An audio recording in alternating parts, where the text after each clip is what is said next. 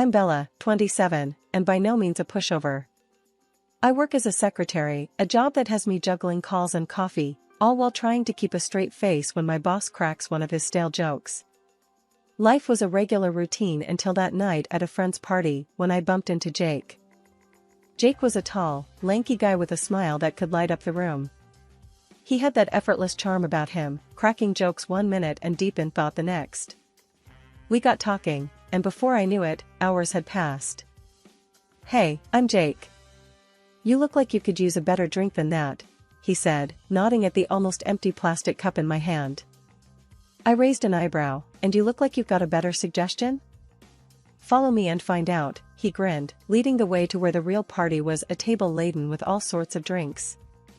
We spent the evening talking about everything and nothing. His jokes were actually funny, a refreshing change from the dry humor I was used to at work. As the party wound down, we exchanged numbers. "Don't be a stranger," Jake said as he left, "or do, but only if you're into that mystery vibe." I laughed, tucking away his number. "We'll see, funny guy." As I headed home, I couldn't shake off the feeling that this was the beginning of something. But that night, it was just the city lights, the lingering laughter from the party, and the slight buzz from the drinks. The next few weeks were a blur of texts and calls with Jake. He was like a breath of fresh air, always popping up with a joke or a plan to meet up. It was hard not to get swept up in his energy. Then came the day he invited me over to his place. "You gotta meet the folks," he said casually, as if it wasn't a big deal. "Meet your parents?" I hesitated. "Aren't we moving a bit fast?" "Nah, they're cool. Plus, I want them to meet the girl who's been stealing all my time," he joked, but I could tell he was serious. I agreed, not knowing what I was walking into. Looking back, I wish I had taken a bit more time, maybe then I would have seen what was coming. But life doesn't give you a heads up, does it? No, it just throws you in the deep end and watches as you try to swim. The day to meet Jake's parents came quicker than I'd have liked. I remember standing in front of my closet, trying to pick out something that said, "Nice to meet you," and not, "I'm here to steal your son." Finally, settling on a simple dress, I took a deep breath and headed out. Jake's house was one of those big, sprawling places with a garden out front. Flowers, trees, you name it, his mom had it growing there. "She'll love to show you around," Jake had said with an enthusiasm I didn't quite share. As we walked up to the door, Jake squeezed my hand. "Don't worry, they're going to love you." The door swung open, and there stood Mrs. Green, a woman with a stern look that could make a grown man flinch. "So, this is her," she said, eyeing me from head to toe. Not exactly the warm welcome I was hoping for. "Mom, this is Bella." "Bella, my mother," Jake introduced. "Charmed," I said, extending my hand. She gave a nod, her lips tight. "Come in. Let's not stand around." The inside of the house was as immaculate as the garden. We sat in the living room, and that's when the interrogation began. Mrs. Green didn't waste any time. "So, Bella, Jake tells us you're a secretary. That must be interesting," she said, the word interesting hanging in the air like it was a bad smell. "Yeah, it's got its moments. Keeps me on my toes," I replied, trying to keep it light. "And your boss, he's a man, I presume?" she prodded, her eyes narrowing. I nodded. "Yes, he is. A very professional and respectful one." Mrs. Green hummed, as if she had expected as much. "I suppose you spend a lot of time together, being his secretary and all." I could feel the insinuation heavy in her tone. Jake jumped in. "Mom, come on, let's not start this." "No, it's okay," I said, feeling a need to defend myself. "We work together, but that's it. There's nothing more." Mrs. Green looked at me, then at Jake, and then back to me. "I see. Well, as long as it's professional." The conversation stumbled on, every topic somehow circling back to my job or my relationship with my boss. It was like she had a one-track mind set on making me uncomfortable. At one point, Jake excused himself to take a call, leaving me alone with his mother. "You know, my son could do a lot better than a secretary," she said, her voice low but clear. I was taken aback. I'm sorry you feel that way. I care a lot about Jake, and I'm not here to cause any trouble. Mrs. Green stood up, her posture rigid. Just so we're clear, I have my eye on you. Any slip up, and I'll make sure Jake sees sense. The threat hung between us, heavy and cold. I sat there, trying to process what just happened. It was clear this wasn't going to be easy. When Jake came back, I plastered a smile on my face, but inside, I was reeling. After a few months of dating, Jake and I decided it was time to take the next step, moving in together. I remember the day I left my small, cozy apartment, boxes in hand, a mix of excitement and nerves bubbling in my stomach. Jake was all grins, helping me settle into what was now our place. It was nice, waking up next to him every morning, sharing coffee and lazy weekends. But as they say, good things never last, especially if Mrs. Green has anything to say about it. One Saturday morning, as we were lounging around, the doorbell rang. Jake went to answer it, and in came Mrs. Green, her eyes scanning the room like she was looking for something, or rather, someone to criticize. "Mother, what a surprise," Jake said, clearly caught off guard. "Save it, Jacob. I know what's going on here," she snapped, her eyes finally landing on me. "Living in sin, are we?" Jake's face turned red. "Mom, it's not like that. We're serious about each other." She scoffed. "Serious? Please. You barely know her." I stood up, feeling the need to defend our relationship. "Mrs. Green, I care about Jake, and we're happy together." "Happy?" She laughed, a harsh sound that filled the room. "Let's see how happy you are when the novelty wears off." She walked around, inspecting the place like she was going to find something incriminating. Her eyes landed on a photo of Jake and me at a beach. "And what's this?" "Hardly appropriate, wouldn't you say?" Jake tried to intervene. "Mom, that's enough." But she was on a roll. "I won't have my son shacking up with just anyone. What will people think?" I could feel the anger rising in me. "We're not hurting anyone. We're adults, making our own decisions." Mrs. Green turned to me, her gaze sharp. "You may have fooled my son, but you don't fool me. I see right through you." The argument escalated from there, voices raised, words thrown like punches. In the end, Mrs. Green left, but not before declaring, "This isn't over." Her visit left a sour taste, the tension hanging between Jake and me. We tried to brush it off, go about our day, but it wasn't the same. Her words echoed in the back of my mind, a constant reminder of the disapproval looming over us. As days turned into weeks, the strain grew. Small arguments became regular, each one chipping away at the happiness we had built. I couldn't shake the feeling that Mrs. Green was somewhere out there, smirking, pleased with the chaos she had sown. One night, I worked late. The project was a beast, and everyone had left except me and my boss, who was in his office doing who knows what. "Bella, you still here?" my boss called out as he finally emerged. "Yeah, just finishing up this report," I replied, stretching my arms. "Late night, huh? Let me drive you home." "It's not safe this late," he offered. I was tired, the thought of waiting for a bus wasn't appealing, so I agreed.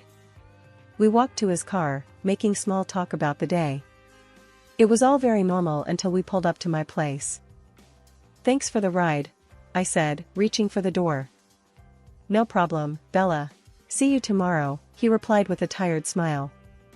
As I got out of the car, I didn't notice Jake standing there, his face a mix of anger and hurt. I realized too late as he stormed towards me. "Bella, what the hell is this?" Jake shouted, his eyes darting from me to my boss driving away. "It's not what it looks like, Jake. He was just giving me a ride home," I tried to explain. "A ride home? At this hour? With him?" He was fuming, not listening to a word I said. "Jake, please, you're overreacting. It's late, I was alone at the office, and he offered to drive me. That's all," I pleaded. "All, huh? And I'm supposed to believe that?" His voice was loud, attracting a few glances from neighbors. "I'm telling you the truth. Why won't you believe me?" My voice cracked, the frustration and hurt bubbling up. "Because I know men like him. And you, out late, with your boss? It's not right, he accused. Jake, you're being ridiculous. Nothing is going on. I love you, I said, my voice firm. He scoffed. Yeah? Well, it sure doesn't look like it. The argument went back and forth, each accusation more hurtful than the last. Eventually, he stormed off, leaving me standing there, alone and bewildered. I grabbed a few essentials and headed back to my old place. The night was quiet, but my mind was a loud mess of thoughts and worries. I couldn't believe a simple act of kindness from my boss would lead to this. No sooner had I settled into my old, now strangely unfamiliar bed, the phone rang. It was Mrs. Green. Her voice oozed satisfaction. Well, Bella, seems like you've moved back. Can't say I'm surprised. I knew it was only a matter of time. Her laughter was cold, ringing in my ears long after I had hung up. I lay there, the weight of her words pressing down on me. I realized then that this was far from over. Her glee at my predicament was just another reminder of the uphill battle I was facing, not just with Jake, but with his entire family. And as I drifted into a restless sleep, I couldn't shake the feeling of dread for what was yet to come. Life was quiet after the big blowout with Jake. I kept to myself, trying to mend the pieces of my bruised heart. Days turned into weeks, and just as I started to feel a bit like my old self again, life decided to throw me another curveball. I found out I was pregnant. I remember sitting in my bathroom, staring at the positive test. A mix of emotions flooded through me: fear, excitement, but mostly a deep, nagging worry about how Jake would react. I debated telling him, going back and forth in my mind, but eventually, I decided against it. I would raise this child on my own. But secrets have a way of coming out, and this one was no different. Jake found out. I still don't know how, but one day, there he was, standing at my door, looking as shocked and scared as I felt. Bella, is it true? Are we going to have a baby? He stammered, his face pale. I nodded, unable to form words. The silence stretched between us, heavy and awkward. Why didn't you tell me, Bella? Why? He finally managed, his voice a mix of hurt and anger. I was scared, Jake. Scared of how you'd react, scared of doing this all alone, I confessed, the words tumbling out. He ran a hand through his hair, a gesture of frustration I knew all too well. We should have talked about it. It's not just your decision, Bella. I knew he was right, but at the moment, it didn't seem that simple. I know, and I'm sorry. I didn't know what to do. We talked for hours, going in circles, the same arguments, the same fears. But as the night wore on, something shifted. We started to see not just the challenges, but the possibilities. Maybe, just maybe, we could do this together. In a decision that surprised both of us, we agreed to start over. We decided to get married, but this time, we'd do it our way, away from all the drama and judgment. A simple courthouse ceremony, just us and a couple of friends. It was quick, maybe a bit impulsive, but it felt right. The day we got married was nothing like I'd ever imagined. No fancy dress, no big party. Just the two of us, exchanging vows in a small, stuffy room. But when I looked into Jake's eyes, I knew it was perfect. We kept it a secret, not ready to deal with the fallout from his family, especially Mrs. Green. We needed time to adjust, to prepare for the baby, to figure out how we were going to handle everything. It was our little bubble of happiness, fragile, but ours. Jake and I were living in our little world, trying to prepare for the baby's arrival. But we both knew we couldn't keep our secret forever. The day finally came when Jake decided it was time to tell his parents. We gotta do it, Bella. They need to know about the baby, about us, he insisted one morning, a determined look on his face. I was scared, to say the least. But what about your mom? You know she's gonna flip. He took my hands in his. I'll handle Mom. You just focus on you and the baby. So, we went to his parents' house. My heart was pounding as we walked up the driveway. The door opened, and there stood Mrs. Green, looking as stern as ever. Jacob, what are you doing here? And you brought her, she said, eyeing me with disdain. Mom, we've got something to tell you. It's important, Jake said, stepping in front of me slightly. She let us in, the curiosity clear on her face. We all sat down, the tension thick in the air. Jake took a deep breath and began. Mom, Dad, Bella, and I got married a few months back. And we're expecting a baby. There was a moment of stunned silence before Mrs. Green erupted. Married? A baby? How could you be so irresponsible? Mom, it's not like that. We love each other. We're happy, Jake tried to explain. Happy? Look at her. She's trapped you with this child, Mrs. Green accused, pointing a finger at me. I felt my face heat up. I didn't trap anyone. This baby is a blessing, not a trap. Don't talk back to me, girl. I know your type, she snapped. Jake stood up, his face red with anger. Enough, Mom. This is my life, my wife, my child. If you can't accept that, then maybe we don't need to be part of yours. The room fell silent, Mrs. Green's face red with anger, but there was a flicker of something else, maybe fear, maybe realization. Mr. Green, who had been silent till now, put a hand on her shoulder, a silent plea. She looked at him, then back at us, her face softening just a fraction. I need time to process this. We left shortly after, the air between us heavy but hopeful. As we drove away, Jake squeezed my hand. That went better than expected. I laughed, despite everything.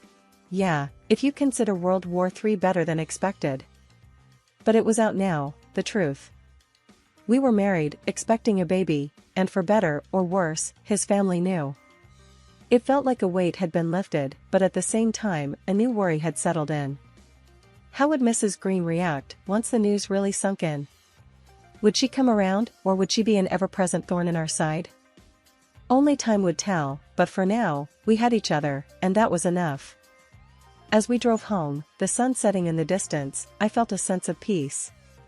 We were together, we were strong, and no matter what came our way, we'd face it together, as a family. A few weeks had passed since the big reveal to Jake's parents. Things were quiet, almost eerily so. Then, one afternoon, Mrs. Green showed up at our door, unannounced, with a homemade cake in hand. Bella, I baked this for you. A peace offering, let's say, she said, her voice softer than I'd ever heard it. I was taken aback, not sure what to make of this sudden gesture. Thanks, Mrs. Green. That's unexpected. She smiled, a bit too sweetly. Call me mother, dear. After all, we are family now. After some awkward small talk, she left, leaving the cake on the kitchen counter. I invited a friend over to share the cake. Hey, Lisa, wanna come over for some cake? It's a long story. Lisa arrived, and I cut the cake, serving us both a piece. But as fate would have it, she was on a new diet kick and refused at the last minute. You know what, I'll take it home for later. My cheat day's tomorrow. She laughed, wrapping up a big slice. I shrugged and took a bite of mine. It was delicious, almond flavor bursting in my mouth. But as the evening wore on, I started feeling odd, queasy. I chalked it up to pregnancy nausea and went to bed early. But the nausea didn't go away, it got worse. By midnight, I was violently ill, and Jake rushed me to the hospital. After what felt like endless tests and worried looks from doctors, they told us the shocking news. There was a toxic substance in my system, something commonly used in gardening to kill pests. Jake's face went white as he realized the implication. The cake, my mom. I was too weak to respond, a cold dread settling in my stomach. Had Mrs. Green really tried to harm me, to harm her own grandchild? I was kept in the hospital overnight, and by morning, I was feeling a bit better, but the emotional toll was immense. Jake was a mess, torn between worry for me and disbelief that his mother could do such a thing.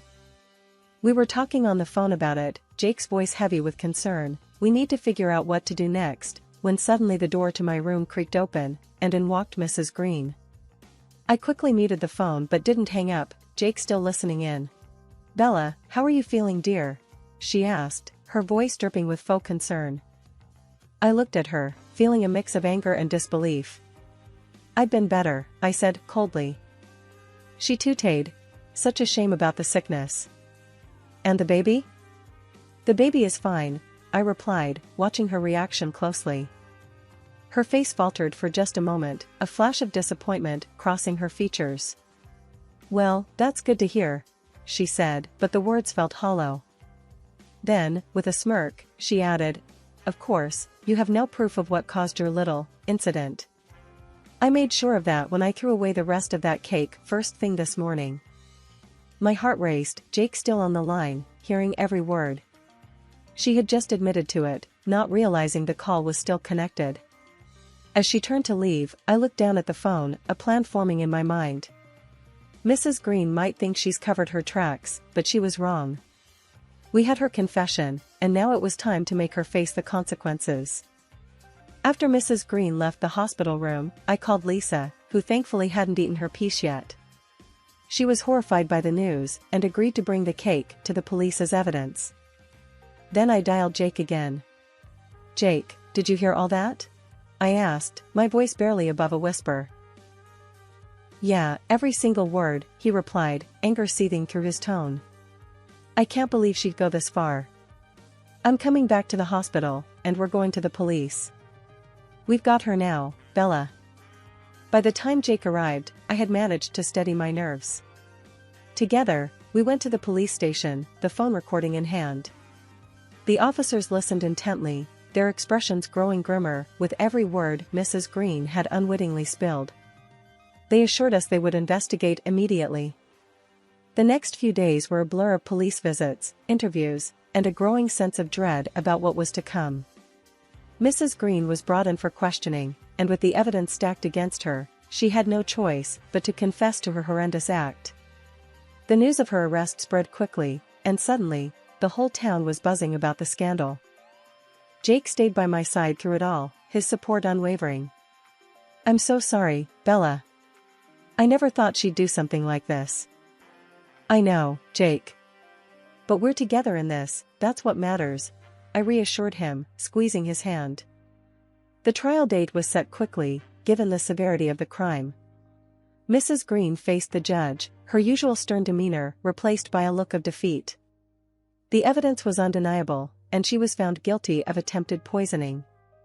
The sentence was harsh, but just, given the potential consequences of her actions. As we walked out of the courtroom, Jake and I both felt a strange mix of relief and sadness. It was over, but at such a cost. His mother, the woman who had raised him, was now behind bars because of her own twisted actions. We decided it was time to move on, to focus on the future and the arrival of our baby. The house felt quieter, the air lighter, as if a dark cloud had been lifted. Our friends and family rallied around us, their support a constant source of comfort. One evening, as we sat on the porch, Jake wrapped his arm around me. "We've been through hell, Bella, but we made it. I love you, and I can't wait to start this new chapter with our little one." I leaned into him, my head resting on his shoulder. "Me too, Jake. It's going to be a fresh start for all of us." The baby kicked, as if in agreement, and we both laughed. It was a sound of pure joy, a sign that despite everything, we were going to be okay. As the sun set, painting the sky in hues of pink and orange, I realized that justice had been served, not just in the courtroom, but in our lives too. We had been tested, pushed to our limits, but in the end, we emerged stronger, united, and ready to face whatever the future held.